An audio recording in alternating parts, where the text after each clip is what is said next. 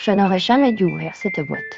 J'avais entendu des légendes urbaines, des histoires racontées par des ados autour du feu de camp. Mais jamais je n'aurais cru que ce serait réel. Maintenant, le clown de minuit est là et il ne s'en ira jamais.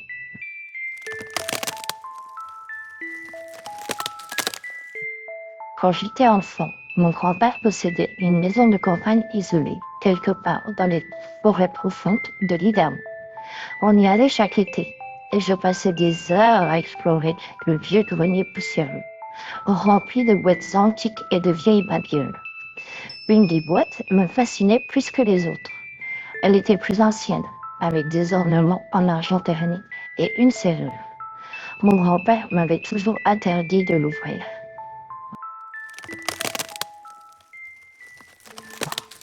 Cette boîte-là, c'est celle qui contient le clown de minuit, me disait-il avec son regard perçant.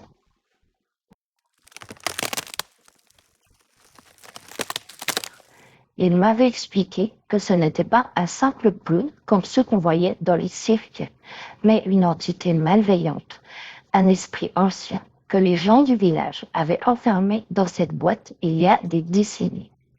À l'époque, je n'y croyais pas, mais cette boîte hantait mes pensées. Pourquoi mon grand-père en avait-il si peur? Qu'y avait-il dedans? Un simple jouet ou quelque chose de beaucoup plus sinistre?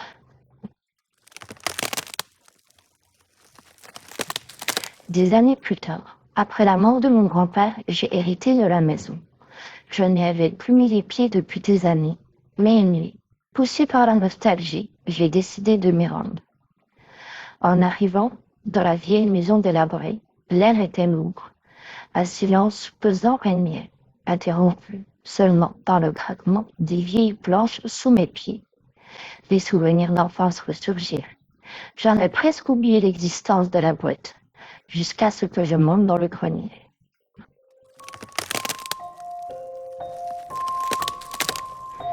La boîte était toujours là, inchangée, comme si elle m'attendait. Mes doigts tremblaient en caressant l'ornement argenté, qui semblait beaucoup plus sombre qu'avant. Mon cœur battait à tout rond, mais une curiosité morbide m'envahissait. Sans réfléchir, j'ai forcé la serrure.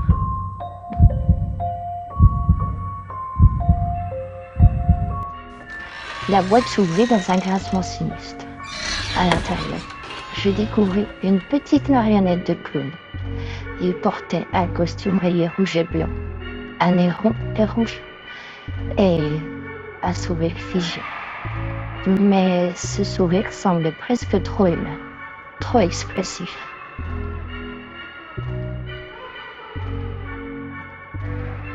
Bienvenue à minuit, susurrait une voix que j'entendais à peine.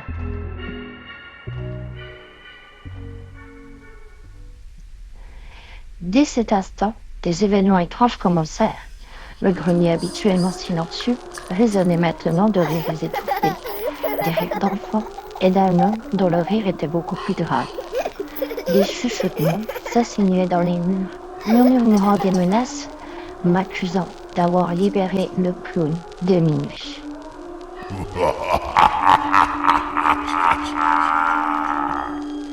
J'essayais de quitter la maison, mais les portes restaient bloquées, comme si elles avaient été scellées par une force invisible.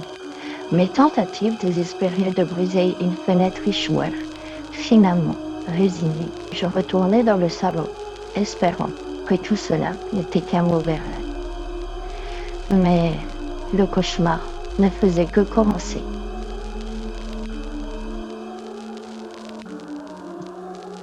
Au bout de quelques heures, je somnolais malgré la peur. Je fus réveillé par un bruit sec, un grincement qui venait du couloir. Mon regard tourna vers la porte et je vis, à la lumière de la lune, une silhouette.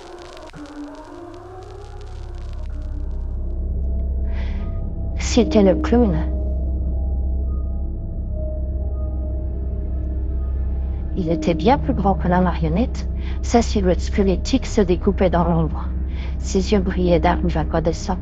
Son sourire figé dévoilait des dents jaunes comme celles d'une bête. Ses mains étaient longues et osseuses, et dans ses doigts se balançait un vieux poignard usé.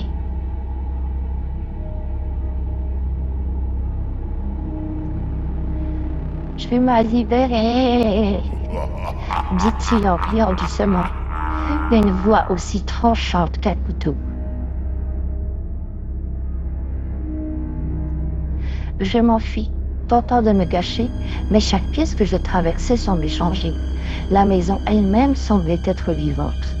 Un labyrinthe mouvant qui m'enfermait un peu plus à chaque instant. Les murs se resserraient, les couloirs s'étendaient, les portes se verrouillaient juste avant que je ne les atteigne. Je tentais de me convaincre que ce n'était pas réel, mais le clown apparaissait à chaque tour. Parfois, il se tenait simplement là, me fixant avec ce sourire malsain. D'autres fois, il marchait lentement vers nous, tapotant doucement son couteau contre la paume de sa main. À plusieurs reprises, il chantonnait une vieille comptine que je n'avais jamais entendue, une mélodie malsaine et discordante qui semblait s'infiltrer dans mon esprit.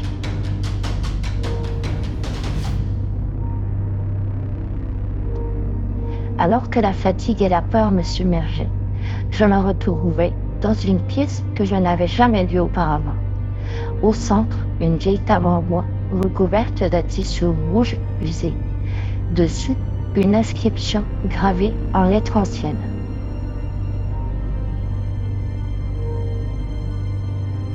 Pour briser la malédiction, le sang doit être versé.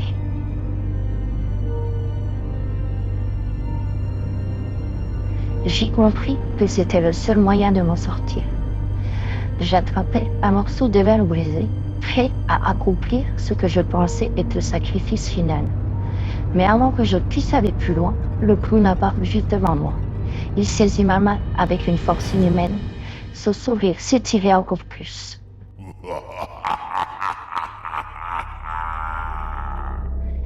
Le sang, c'est moi qui le prendrai, murmura-t-il avant de plonger son couteau vers moi. Dans un dernier acte de désespoir, je repoussai le clown et courus. Mais chaque pas me ramenait dans la même pièce, face au même clown qui me fixait toujours, patient, comme s'il savait que j'allais finir par céder.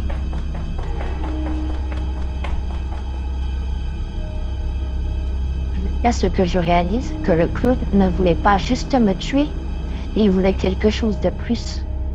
Il voulait mon âme.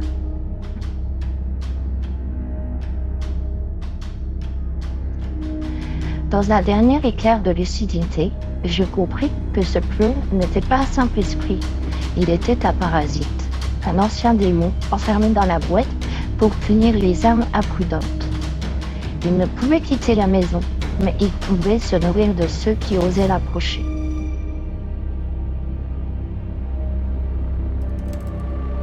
Avec mes dernières forces, je me ruais vers la boîte, et malgré la terreur qui me déchirait, je la refermai, piégeant l'entité à l'intérieur.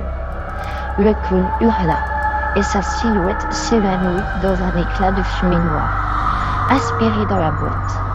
Quand je me réveillai, j'étais dehors. La maison était complètement calcinée, et la boîte disparut.